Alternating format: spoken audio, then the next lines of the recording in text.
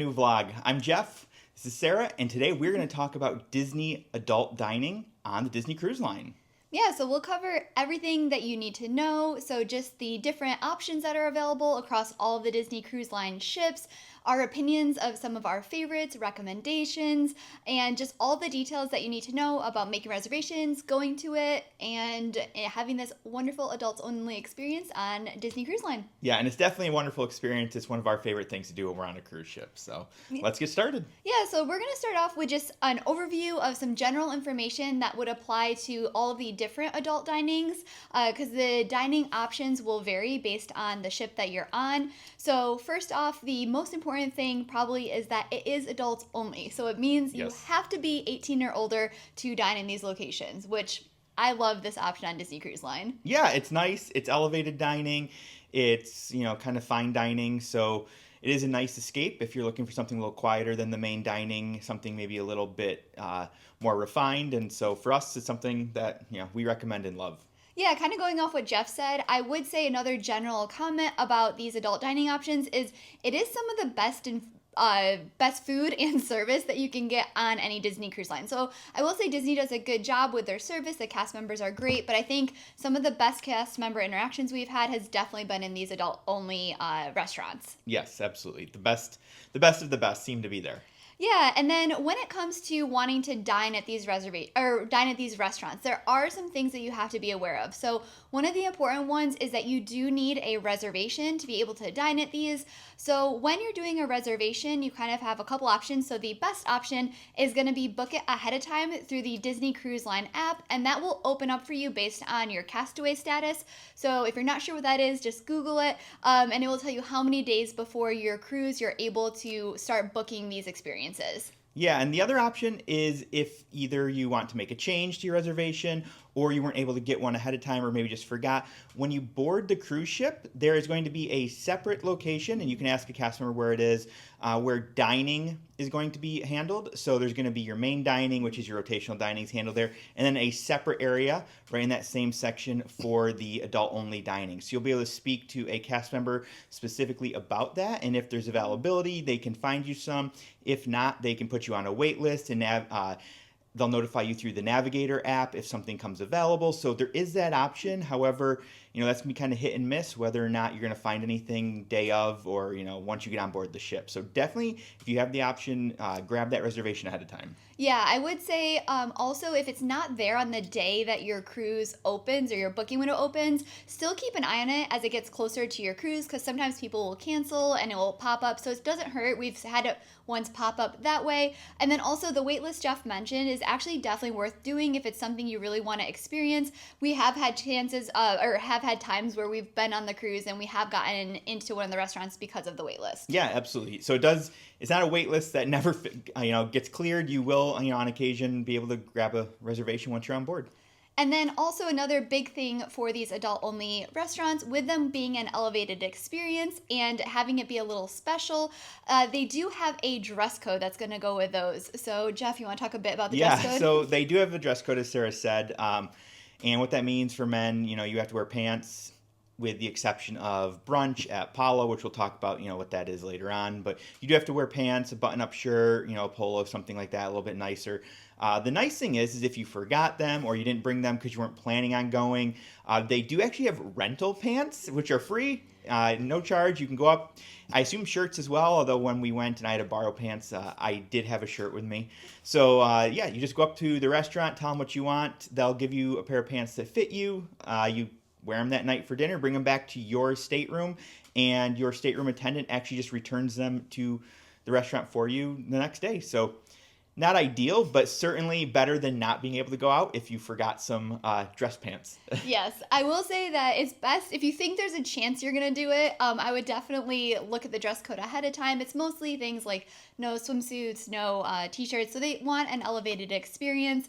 Again, we didn't even know the borrowing pants was a thing until we needed it the one time, but now it's good to know. It is gentlemen's pants, so just be warned they don't have a full wardrobe there. But definitely check that out and be just kind of aware. They can can always update the policy as well. So be aware of just what it is for your cruise at the time to make sure that you're able to kind of go and experience it. And if you want to dress to the nines, some people do that. Yeah. So you have everybody from like the minimum casual elegant, we'll say, all the way up to like a full date night where they went all out with a kind of formal attire. So it's wear what you want as long as it meets that dress code requirement. Yeah, and I will say, like I said, we'll talk about later, but brunch has a slightly different dress code than if you were to go to dinner, and then the different restaurants also have, some variations in dress code. So just check that out before you, plan your dinner and have the wrong clothing with you. Yeah, and the last thing is that applies to all of the restaurants before we dive into some of those details Jeff was just talking about, is that with this kind of special elevated adults only experience, unfortunately, that means it is an additional cost. So the additional cost does range. So it will be on the low end currently, it's about $55 to go to the Palo, and then it can go all the way up to $145 at Remy and Enchante. So we'll talk more about that later on. But that is going to be, again, an extra cost per adult, whereas the majority of all your other food on the cruise line, rotational dining, quick service, all of that is all included with the cruise price. These special adult-only dining experiences are going to be that additional cost. And again, we'll talk more about the specifics of that price point when we get to each of the specific restaurants. Yeah. So you want to kind of dive into the restaurants or the ships? Let's do the restaurants and we'll say like what ships they're on. Okay. So let's start off with the one that is on every ship, which is Palo. Yeah, and Palo is a great opportunity to, regardless of whether you're on, some of the older ships like the Magic or the Wonder, or the newer ones like the Treasure or the Destiny coming up, they do have Palo. It is their kind of go-to adult dining, great food, Italian restaurant. It's got brunch, it's got dinner, and it's one of our favorites. So you want to talk a little bit about brunch first? Sure, we'll start off with brunch. So as Jeff mentioned, Palo's going to have Northern Italian fare, and it's going to have an Italian theming in it as well. So you'll have everything. So Palo, if I remember correctly from our Disney cruises, is going to be the pole that they use in Venice. Yes. And the reason that you have an Italian restaurant here is kind of paying homage and connecting back to when Disney Cruise Line was first introduced and the ships were being built. They had this Italian influence to kind of remember that. So you're going to have some really, really delicious Italian food. And at brunch, it is going to be a fixed price. Again, right now it's $55 per adult. Again, always keep an eye on that because Disney does sometimes sneak that price up. But with the brunch, the $55 price means, though, that you can order whatever you want and it's all covered. You can eat. Yes. Yeah, all you can eat. So they have a really nice menu. It's going to range from everything at brunch. It's, of course, going to have a mix of those breakfast classics. So you have waffles and omelets, but then you also have that amazing Italian food. So you'll have everything from chicken parm to lasagna to pasta to pizzas. So It's a really big selection of stuff that you can kind of pick from. Yeah, so the pizzas are huge. Like Sarah said, they've got Mickey waffles. They've got, seafood. They've got crab legs, tuna. They have the whole range. And the best part is if you don't know what you want for brunch, it really doesn't matter. And the servers do not make you feel uncomfortable if you order way too much food. They encourage it. So go hungry and explore all the food options that they have, because I've yet to have anything I don't love. Yeah, it is really good food. It's a great experience. I will say my one recommendation is gonna be save a little room for dessert. So even starting off, they bring an amazing bread selection, which is so good. So there is just so many delicious options. So look at the menu ahead of time. But if in general you're okay with breakfast items or Italian style food, they definitely have a lot of really, really great dishes, but still save room for dessert because they have a wide variety of desserts as well. And so for me, dessert's always one of my favorites. So I want to get one or two of those to try at the end. You will leave extremely full though. Yes, you absolutely will. With that though, $55, I will say that does not include drinks. So just be aware of that if you want, an adult beverage or anything like that. That will be on top of that $55. So just don't go in thinking $55 will, be all you can eat and drink. The one exception is they do give you a starter cocktail. Yes. So you'll have either a Bellini, mimosa, or I think you just have plain Prosecco or a non-alcoholic bubbly option to start. So they do give you an introductory Yeah. cocktail. But if you want more, yeah, good point, that any of those additional drinks, they'll still be delicious. They have some really great drinks in there as well Yes. that you can only get in Palo, but they're very, very good. Let's talk a little bit about the differences between the two ships when you're going to Palo, and then Yeah. we'll jump into dinner and how it's different than brunch. Sure. So I guess we can start with the Magic and the Wonder. The only adult dining on those two ships is Palo, and it's kind of a smaller ship, so a smaller adult area. But what that means is that that's the only place you can go for adult dining. And with that, the bar, the adult only bar, is actually located inside the restaurant, and it's not as much of a bar that you would kind of just casually walk up to. Although you can, it's just a smaller one.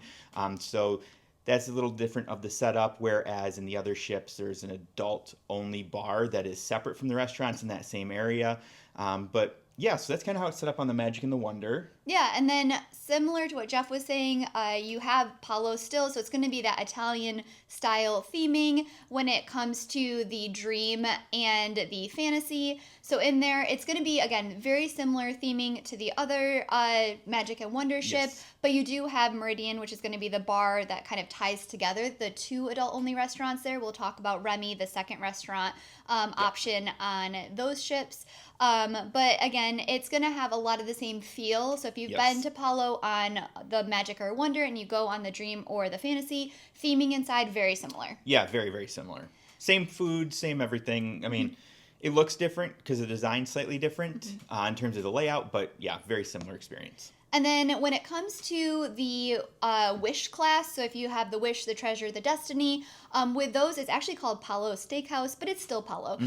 So a lot of it, everything we're talking about is going to hold true to those as well. One of the big differences, though, is going to be the theming. So you still have the Italian fare and Italian touches, but you're also going to get some Beauty and the Beast theming. So you'll see some characters in there. And the reason for this is the whole adult-only area on the Wish class of ships is going to have ties to Beauty and the Beast. So the bar for the adults is the Rose. Yep. You have the Beauty and Beast theming in Palo, and then you have Enchante, which is their other restaurant, which we'll talk more about later. Yes. But that's also going to have Beauty and Beast theming in there. Yeah. But overall, food is very similar across all three. Same, excellent food, same, very similar menu. I don't think there's really any differences that I can recall from our visits. But yeah, so that's Palo, the one available on all the ships, and one that is, probably the one you're most likely to experience the first time you do an adult dining. Yeah, it's great. So, okay, so we talked before about brunch. Now let's shift to dinner. And again, dinner is going to be kind of set up the same across all of those various classes of ships. With dinner, same price. It's going to be the $55. But with dinner, you have to do some picking and choosing. So it is not just all you care to eat, all you want to try. For dinner, you can pick between a 4-course kind of preset meal. So you still get some selection. So they'll give you like 2 choices for the antipasti or like your starter, 2 choices for your salad, 2 choices for your main course, and 2 choices for your dessert. And you just kind of like pick your way down. So you can do that, or you can do a la carte. Yeah. And unfortunately, that means you do have to make choices, like she said. But, a lot of the food that they offer at brunch, minus the breakfast stuff, is available at dinner, slightly larger portions, things like that. You can get things like the chicken parm or the lasagna if you want to do the a la carte. They've got things like pasta that you can do with the prefix. And really, honestly, you can't go wrong. The salads are great. The entrees are great. Desserts are amazing. And even though you're not able to eat all you want, you will absolutely come away stuffed from this meal. So there's a lot of great things, either meal that you choose. Yeah, I agree. So I do think dinner, it kind of depends what you want. So for dinner, I would say that it feels maybe a little bit more formal just because you have it where it's definitely kind of the set courses. Or again, if you want to like pick your own adventure when it comes to selecting your starters. I will say like a few of our favorites at dinner. I absolutely love the burrata that they have. It is very, very delicious. I'm going to butcher the name, but Angelati, I don't know. Angelati. But And so it is a butternut squash pasta. It has a brown butter sauce with sage angelati. Yes. I think that might be closer. But it is the butternut. If you ask for the butternut squash pasta, it is not available during brunch, No. and it is incredible. yeah, our server, the first time we got it, told us to get it. Said it was the best thing on the menu. We didn't want to grab it. We weren't sure because we were doing the prefix. That's not part of it, but we got one as a side, and absolutely the best thing I've ever eaten at Palo. We've never had this before, so even though we've eaten at Palo a couple times, this is going to be a new one. We'll see how it is. Let's see.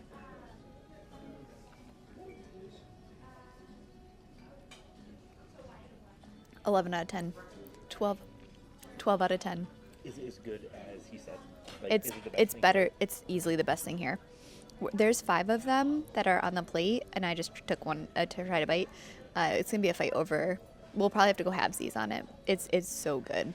Yeah, it is so good. Cannot recommend that one enough. Yes. Another thing I really do enjoy as well is, again, I'm a dessert person, and they have a delicious souffle. So if you go the prefix, there's a chocolate souffle. They also have an amaretto souffle. Yep. If you have a strong preference for one, you can always ask your server if they're able to substitute the flavor for you.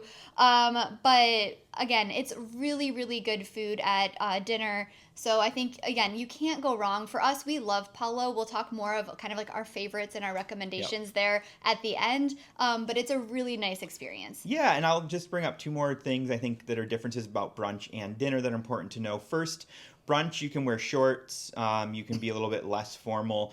Dinner is not that case. You do have to wear pants. So just, Sarah mentioned one's a little bit more formal feeling. Well, you also do have to dress to match that feeling. And so just be aware of that. And if you're doing brunch, the nice thing is you do not miss out on a meal, or you do not miss out on some of the things that might be happening only once per cruise at night. Whereas if you pick a dinner, depending on the time and which night of the cruise you pick, you might end up having to miss a rotational dining, or maybe you're going to miss, the fireworks or a Broadway show or whatever the case may be. So just be aware that you're probably not going to miss out on a one-time thing if you do a brunch. Whereas if you do a dinner, it's going to be hit or miss just depending on when you pick and what your cruise schedule looks like. Yeah. So main takeaway for Palo, really delicious brunch, really delicious dinner. If you're looking to do adult dining at the lower price point, so this one again is going to be of your options, the lowest additional cost, with still some incredible food, especially if you like Italian food. It's a great option on your Disney cruise. And we'll talk again more about our overall go-to takeaways at the end. Yeah, and I don't think lower price means lower quality at all. I absolutely love Palo, and the lower price is just a benefit. Yeah. Perfect. All right, so Palo, all the ships. You can find it on no matter your Disney cruise, you're going to have a Palo on there. Yes. When you get to, so the Magic and Wonder, the 2 oldest ships, the smallest ships, those ones only have Palo, as Jeff talked about before. When you get to the other ships, so when we have the Dream and Fantasy, and then of course the Wish, Treasure, and Destiny, in those cases you have 2 adult dining options. Yes. What that second adult dining option is depends on the class of the ship. So we'll start off first with Remy. So Remy is going to be French-inspired food, and this restaurant will show up on the Fantasy and the Dream. Yes, this one is fully formal. Brunch, dinner, you have to dress up. It is just a very fine dining, elevated experience. Think maybe along the lines of Victoria and Albert's if you've done, Disney World or something like that. But excellent food, great experience. But again, it is that even more elevated than Palo. Yeah, so I think if you're looking for like a very fancy evening, a very special date night, something to celebrate. Exactly. So like it can perfect, or if you just enjoy a very fancy meal. Yeah. So like you don't need a reason if you want to go. But I will say that again, this is going to be a slower meal because you have a slower process. They want to really let you kind of enjoy it. And going to what Jeff said, so they're going to have brunch. The brunch right now is $85 additional per adult. Dinner is going to be $145 additional per adult. And then they do also have a dessert experience. So if you're a dessert lover like me, I have done this at Remy before. It is a lot. So it is a lot of desserts. So go hungry and be ready for a sugar high by the time you leave. But the dessert experience is an extra $70. So with those, you kind of have some options if you want to go in and see what this restaurant is like and experience an elevated fancy experience on Disney Cruise Line. Then you have kind of those choices when you're booking this out. I'll add really quick that in addition to those costs, obviously the drinks as well, but they do have wine pairings. So if you want to not just get a drink or a cocktail, and you actually have a wine pairing with your courses, they will do that as well with their sommelier. Yeah. So let's talk a little bit before we get into like the food more specifically about the theming in the restaurant. So what can you expect when you walk in the restaurant? Yeah, so hopefully by the name it kind of gives it away, but this is a Ratatouille inspired restaurant, and there's going to be subtle nods throughout the entire thing. There's going to be a back room, which is the Gusteau room, which is kind of like a little private room that you might be able to eat in, just depending where they sit you. There's going to be out front 2 bottles of wine that I believe were the ones they served, or one of them was one they served the critic. Anton Ego in the movie, and you can actually buy it, but I think it's something like $20,000 or something. Our tour guide said when we did a little behind the scenes tour. So, yeah, it's a really fun restaurant. It's a nice way to maybe make some fine dining also a little bit fun by tying in that Disney flair. Yeah, so I love all the little Remy touches. Like you're on a Disney cruise line, you want to see a little bit of Disney thrown in there. So I really appreciate that. I do think like having the wine, they have a huge wine selection, so like tons of wine to choose from, but being able to see those 2 bottles that are so rare in the world and cost 20 or 25 grand, whatever it is, like some crazy amount of money for them, that were used in the movie. So again, really fun kind of theming as you go into the restaurant. And if you want to, like, if you aren't sure of where all the hidden Remy's are, you can always ask your server. They'll point some of them out. Some of them are obvious, some of them are a little more subtle. Like there's one that's designed into the back of the chairs. So again, really appreciate those details that Disney included. All right, so for the food, this is going to be, so for brunch, dinner, or even the dessert experience, it is going to be a multi-course experience. So you're going to have a menu that is going to be prepared. So for brunch, you just go in and the brunch menu is the brunch menu, and you'll just work your way down through the various courses. It may not seem like a lot because they're going to be, I don't want to say necessarily tasting portions, but they'll be smaller than like a full chicken parm you get at Palo, but it adds up to a lot by the time you get through them all.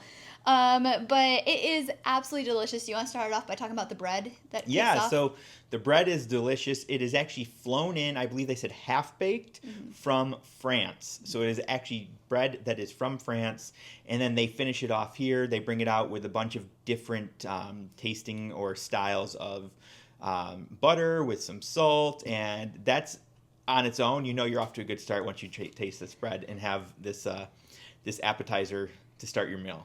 Yeah, so it is really good. And then when you work your way through the courses, again, brunch, you'll have your courses. Dinner, you'll also have your courses. But in dinner, you do get to pick a little bit. There's kind of like 2 little menus that you can pick from for your main dishes to work your way through. You can kind of look at those menus online beforehand, but they do stay pretty consistent with some of them. But do you want to talk about a few of the dishes that stand out to you? Is there anything? So first off, like Sarah said, the menu is what the menu is. That doesn't mean if you come in and have an allergy, they won't accommodate it. If you come in and you say, I don't care for seafood, that they won't accommodate it. You can kind of pick and choose, tell them, which courses you like, which ones you don't, and the chef will actually make substitutions for you, and they're very happy to do that. So with that, a few of the dishes that I thought really stand out there are the toothfish. So if you like fish, this is some of the best fish you will ever have. Absolutely delicious. Not on the menu, but Sarah got it as a substitution for seafood, was the gnocchi there. That is fantastic. And really, honestly, you can't go wrong with anything here. It's all delicious. And I actually thought you're kind of a weird one, but her bottled water was awesome. You want to talk a little bit about that, which is kind of a weird thing, but worth discussing? Yeah, so Remy, so not only is the food delicious, I'll talk more about like the substitutions here in a second, but there is a very big selection, not only of wine, but of other drinks as well. So I really enjoy sparkling water, and they had a variety of sparkling waters you could pick from. Again, these are going to be additional costs, but they range from, I want to say like $5 up to, I think they had a bottle of sparkling water that was like $25, $30, or $40, somewhere up there. It wasn't a very expensive big bottle of sparkling water, but they had like glacier sparkling water. And so we tried one of those, and it was really fun and different. But even if you don't drink alcohol and you don't want the wine,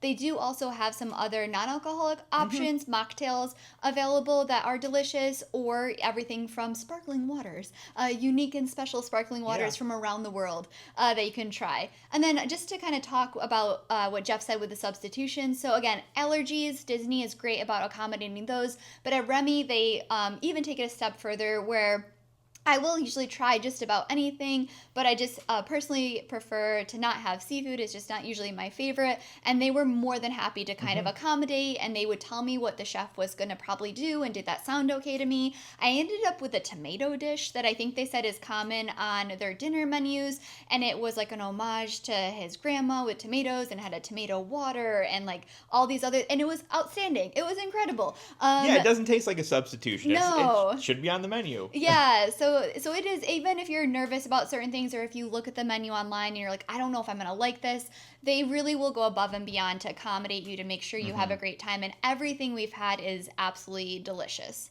Yeah, I agree.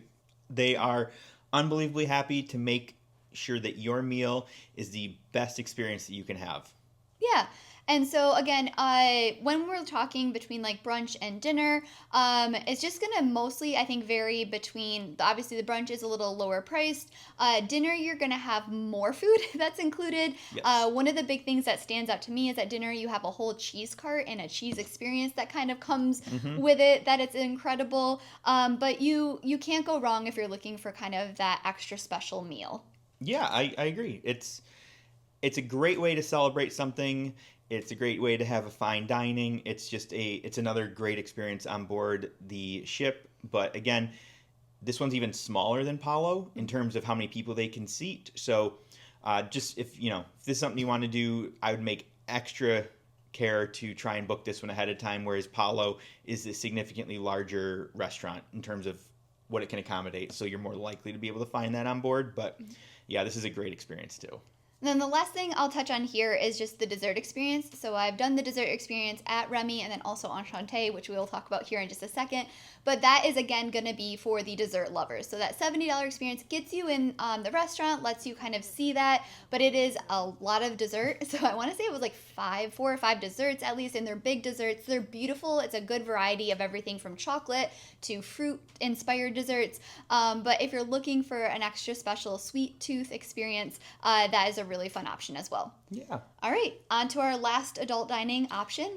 Yes, Enchante, which is not found on those 4 ships we just talked about. It's not on the Magic, it's not on the Wonder, it's not on the Dream, it's not on the Fantasy, but it is on the newest ships. So you can find it on the Wish, the Treasure, the Destiny, and you want to start with this? Sure, yeah. So Enchante, same fine dining, elevated experience. It's also going to be French cuisine.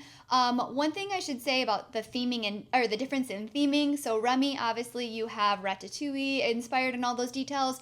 Enchante, kind of as we hinted at before, on this Wish class of ships, it's all going to be Beauty and the Beast themed, and then you extra feel this kind of in the Enchante area, I feel like. Yeah, you definitely do. There's nods to Lumière as you're entering. It is, in terms of design, I will say this is a incredibly bright restaurant. If you're used to some of the older adult dinings, which are a little bit darker colors, more intimate feeling, this one is very bright, airy, a lot of white and gold, and it's a different design, and it's beautiful, and it is just a very different experience, I think, than the traditional adult dining that you might be used to, if you've been cruising for a while. Yeah, I definitely agree. And so when you're doing this, one of the differences with Enchante as opposed to Remy is that here you're going to have a lunch option. So they do lunch instead of brunch.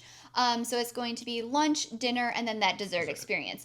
The lunch and dinner are going to be very similar. So lunch and dinner are both going to be $145. So they're the same price when it comes to them. And then their food and experience is going to be very similar. I think there's like minor differences maybe in a cheese course between lunch and dinner, but very similar. So when it comes to Enchante, I think it doesn't matter as much trying to pick between like, do I want the Remy brunch menu or the Remy dinner menu? Here it's more just pick the one that's available and the time that works for you.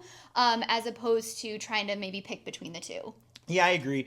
Again, this is similar. It's a smaller one too, so don't probably be as picky. If there's something available and you want to try it, go for it. You're gonna have a great experience. But again, this is one you want to book early because of that size and everything. Yeah, and then as Remy, it does also have that dessert experience. So if you're looking for a lot of sweet treats, that is also going to be on here as well. Similar to Remy, though, it is going to be that French-inspired menu, so you can always inquire about that or Google online if you want to see one of the menus. But it's going to be that same very elevated, sophisticated, multi-course dining experience just on the Wish, Destiny, and Treasure. Yeah, and I will say you should always Google these menus because they do change time to time. So what the menu is today might be similar but slightly different than what the menu is when you're sailing. So just be aware of that. Go on, make sure you're checking out an up-to-date menu to make sure that it is something you're interested in, because it is at extra cost. Yeah. All right, I want to, unless there's anything else you want to add about Enchante. I guess the only thing I would add is, if it wasn't clear, this is kind of the Remy replacement. So it is the finer dining of the two. You've still got the Palo, which is nice dining and everything, great food, but a little bit more laid back, whereas this is that finer, even more elevated, similar to how Remy was. Yeah, I agree. All right, so to conclude, I just want to do some overall thoughts.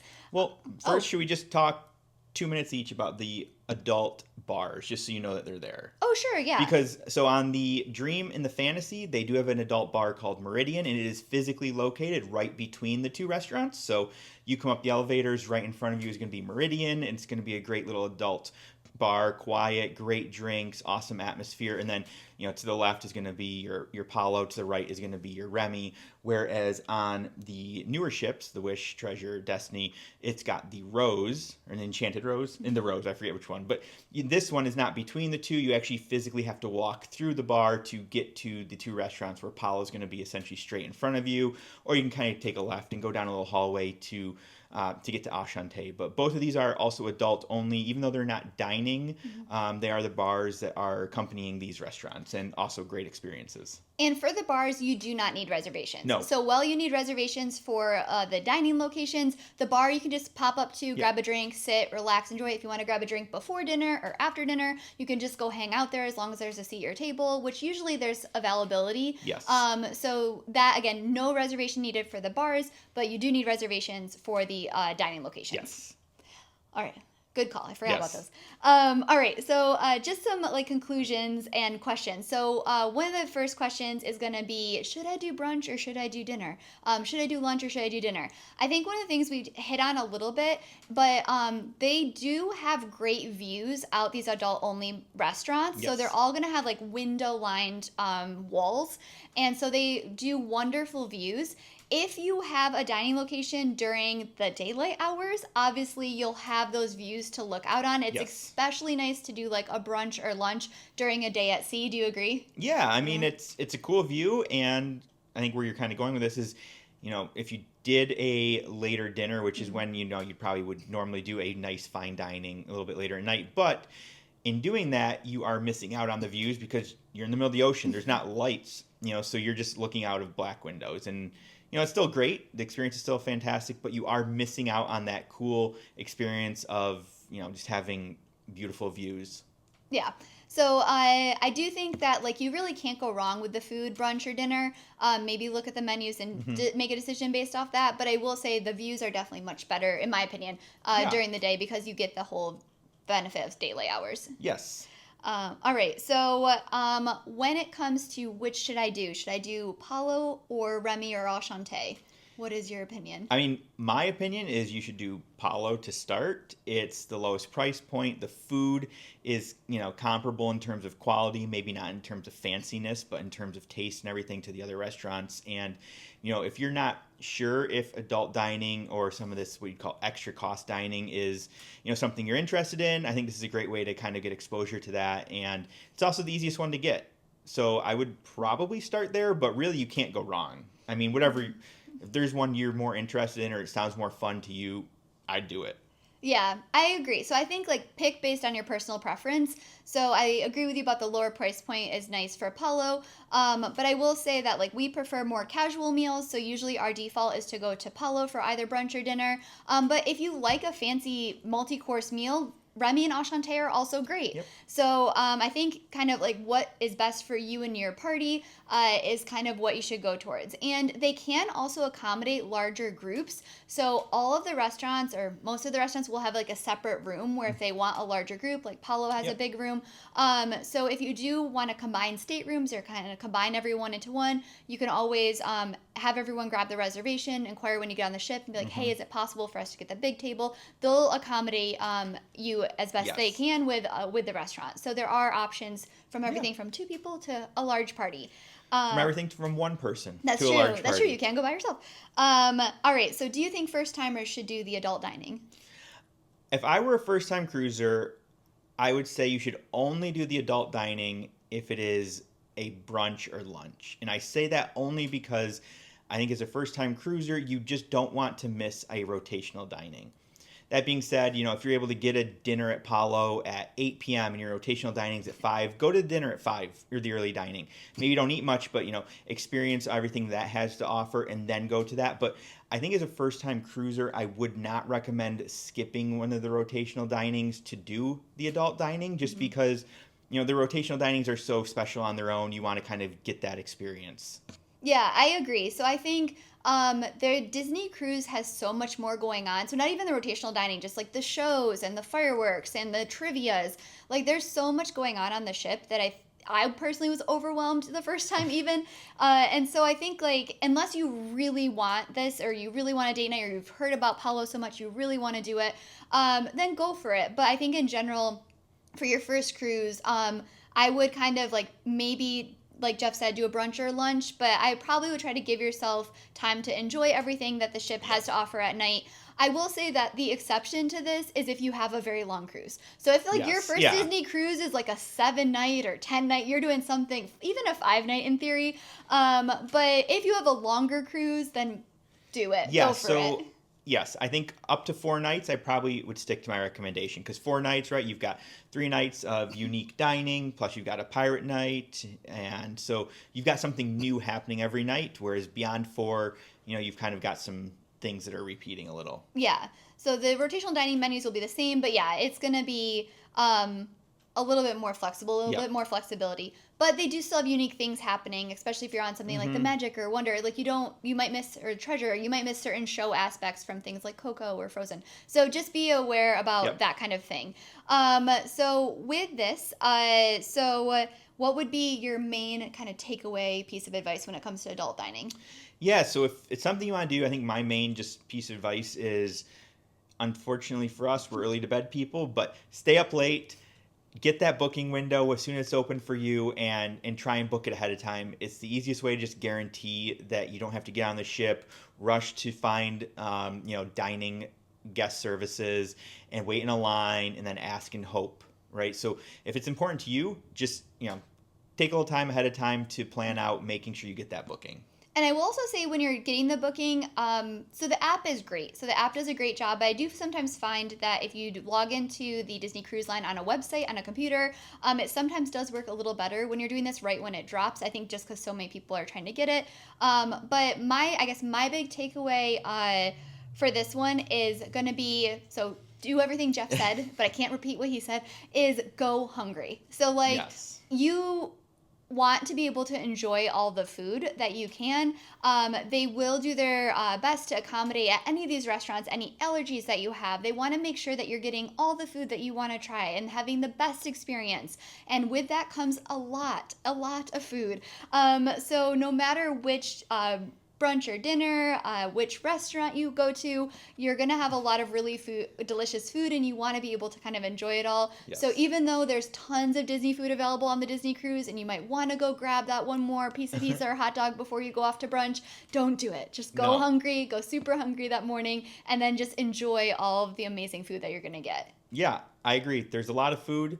You don't want to go and be full after, 1 or 2 courses because you're going to miss out on so much more. So I agree. All right. But yeah, I think that's it. If you have any questions or anything we didn't touch on, just leave it in a comment below. We're happy to kind of answer that. If you have any suggestions of other things you want us to talk about more, you can leave that in a comment below as well. But yeah. Yeah. Thank you all so much. We're glad Thank to you. share more.